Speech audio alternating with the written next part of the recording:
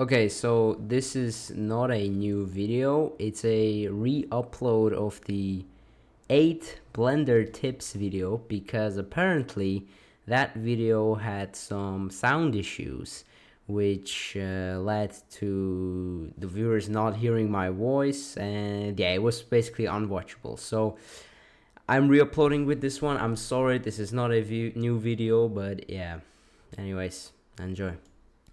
Before starting, I would love to thank you for reaching 1000 subscribers. It's a huge milestone, and for that, I'm announcing that I've created a Discord server for this channel, which is going to be located in the description.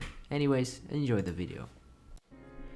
Yo, what is up? It's your boy Blender Solo, and today I'm going to be showing you 8 tips that will make your life in Blender much easier. Now, imagine a situation, you're working on a heavy project and it suddenly crashes. Yeah, that's not a very rare thing in Blender. What if I tell you that there is a way to get your work back, even if you haven't saved your project? Just press the File button, Recovery, Autosave, and choose your project. Also, what I will recommend you to do is head on to Edit, Preferences, Save and Load, and change the autosave timer to 1 minute. So I think it's default like 3 or something minutes. Just put it on 1 so it saves much quicker. So a lot of people are asking me, how do I get this brown color in the viewport? So I decided to include it in this one. Anyways, it's pretty simple. Just click on this drop down menu next to the shader selector, change your color type to single, and from here you can choose whatever color you like. You can also choose a different mode like random, which will make every mesh in the viewport appear with a different color. And yeah, I think it's also worth mentioning that you can change the viewport background color with this one.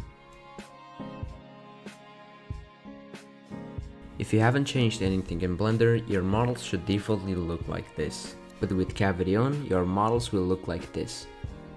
Cavity makes distinguishing certain edges and curves much easier.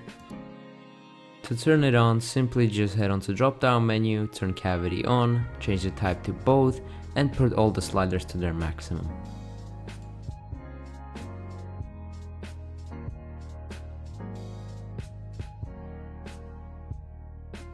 Let's imagine you made something complex, but then you noticed that you made a small mistake a long time ago, and you just cannot undo because the limit is reached. I'm going to show you how to actually increase the limit from default 32 to something like 256. Just simply head on to Edit, Preferences, System, and change the undo limit to 256, which is the maximum. Now you will have much more time to actually spot the mistake and undo it.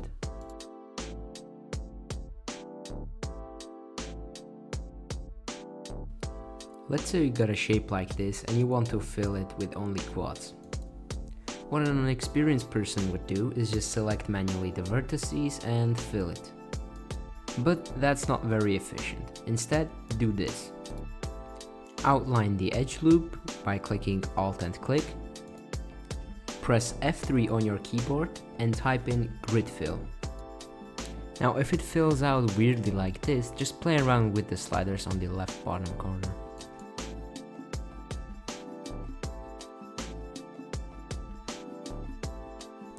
Let's say you got two shapes like this and you want to connect these two holes together. Now selecting the edge loops and pressing F wouldn't do the job because it wouldn't connect those holes, it would just fill them.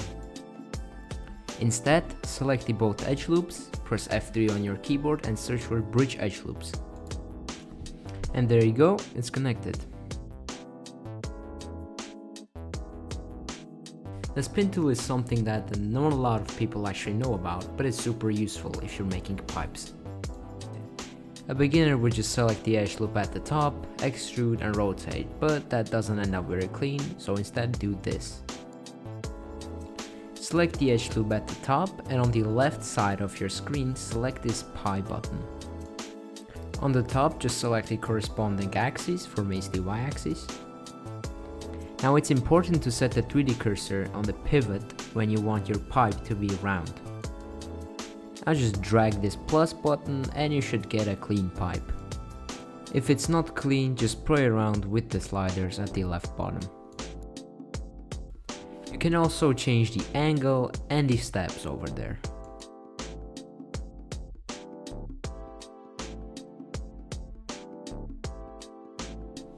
Let's say you got a certain amount of vertices that you select very often. I will show you now how to put them into a group so you don't have to manually select them all the time. Head on to the Data tab, find Vertex Groups, press plus, and while the vertices are selected, just press Assign. And now as you can see, every time you deselect these, just head on to this menu and press Select. Anyways, these were 8 tips that will make your life in Blender much easier. I hope you learned something new. If you want more of these kind of videos, don't forget to like and subscribe, and peace.